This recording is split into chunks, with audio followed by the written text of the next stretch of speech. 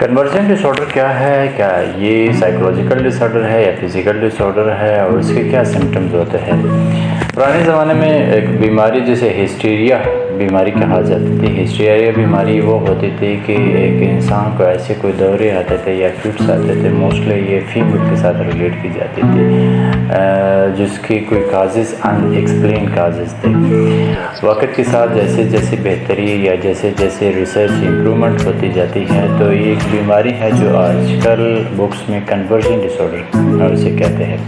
Conversion disorder basically एक ऐसा disorder है जिसमें एक पर्सन को कुछ नज़र नहीं आता या पैरालाइज है जिसे फॉलिज कहते हैं वो हो जाता है, या इसकी मेमोरी लॉस हो जाती है, जो कि कोई फिज़िकल एविडेंस मतलब कोई मेडिकल एविडेंस मौजूद नहीं होती। मिसाल के तौर पे उसको वो हरकत नहीं कर सकता, उसके पैरालाइज हो गया या उसको नज़र नहीं आता, ब्लाइंडनेस हो गया, लेकिन वो कोई फिज़िकल मतलब कोई मेडिकल एविडेंस मौजूद नहीं होती। उसमें से मेडिकल टेस्ट के मुताबिक वो बिल्कुल ठीक ठाक होता है, लेकिन वो ऐसा ही होता है कि बिल्कुल उसको नज़र नहीं आता। ये कॉन्शियसली वो ऐसा नहीं करता, मतलब जानबूझ के वो ऐसा नहीं करता। उसमें ये होता है कि किसी भी स्ट्रेस इवेंट से या स्ट्रेसफुल इन्वायरमेंट से या स्ट्रेसफुल ऐसे कोई एविडेंस से वो इस कंडीशन में चला जाता है, जिसमें से ये समझ ले कि वो कन्वर्ट हो गया फ्रॉम नॉर्मलिटी टू एबनॉर्मलिटी। इसमें दूसरी जंग अज़ीम में बहुत सारे केसेस कन्वर्जन डिसऑर्डर के देखे गए, और वो कन्वर्जन डिसऑर्डर के उसमें लोगों का ना थे कि पैरालाइज हो गए थे, अजीब किस्म के एक एबनॉर्मल बिहेवियर करना शुरू हो गए थे। और इनका ट्रीटमेंट क्या है? क्योंकि ये साइकोलॉजिकल डिसऑर्डर है, अपने बहुत सारी फीमेल के अंदर ये इस जो रेशो है ना फीमेल के अंदर कन्वर्जन डिसऑर्डर के रेशो बहुत ज़्यादा है।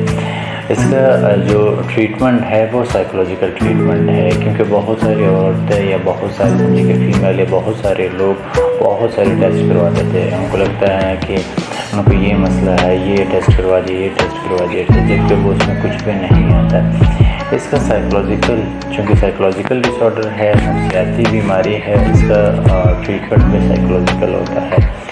अब साइकोलॉजिकल डिसऑर्डर ये बीमारी जितना ज़्यादा टाइम गुजारते हैं, जितना ज़्यादा टाइम होता है, उतने ही डिफ़िकल्ट हो जाते हैं। अगर स्टार्ट से ही ये समझा जाए कि कन्वर्जन डिसऑर्डर है इसमें, तो वो उसके फ़ौरन इलाज करवाने पे इसके रिज़ल्ट ठीक हो सकते हैं। लेकिन अगर जितना ही वो टाइम गुज़रता है, जितना टाइम, तो वह फिर इसी तरह से वो मुश्किल होता जाता है।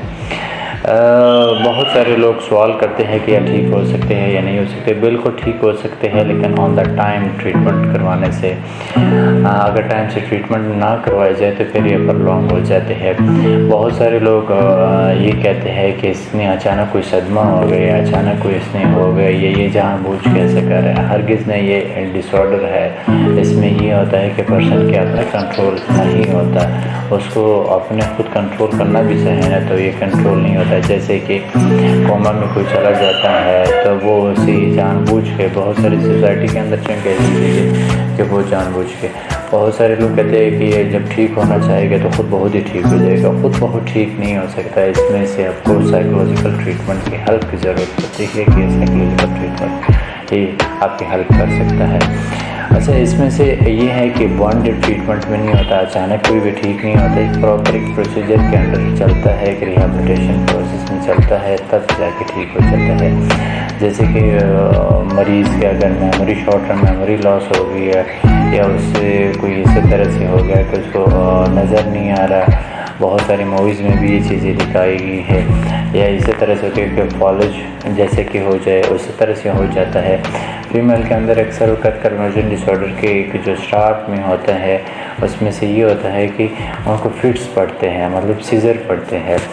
ये जान लीजिएगा कि एपिलेप्सी की फिट्स या एपिलेप्सी के जो दौरे होते हैं, मिर्गी के जो दौरे होते हैं, वो डिफरेंट होते हैं, और कन्वर्जन या कन्वर्जन डिसऑर्डर के माइल्ड लेवल या मॉडरेट लेवल के ऊपर वो डिफरेंट होते हैं। उसमें से ये नहीं होता कि इसी तरह से कोई जिस तरह से कि एक मिर्गी के या एपिलेप्सी के दौरे होते हैं, उसमें एक शॉर्ट टाइम का आता है, मतलब एक स्ट्रेसफुल वो स्ट्रेस को कोप ना कर सकने की वजह से वो कन्वर्ट हो जाए, मतलब बॉडी के अंदर कन्वर्जन के फॉर्म में, कन्वर्जन डिसऑर्डर के फॉर्म में चला जाता है।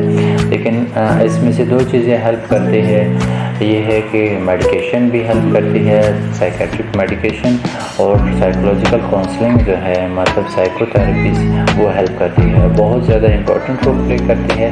तो बेसिकली ऐसे डिसऑर्डर अगर किसी के अंदर ऐसे कुछ सिम्टम्स आते हैं तो उसका ट्रीटमेंट ही हाल है, ऑटोमेटिकली या खुद बहुत ठीक नहीं हो सकता।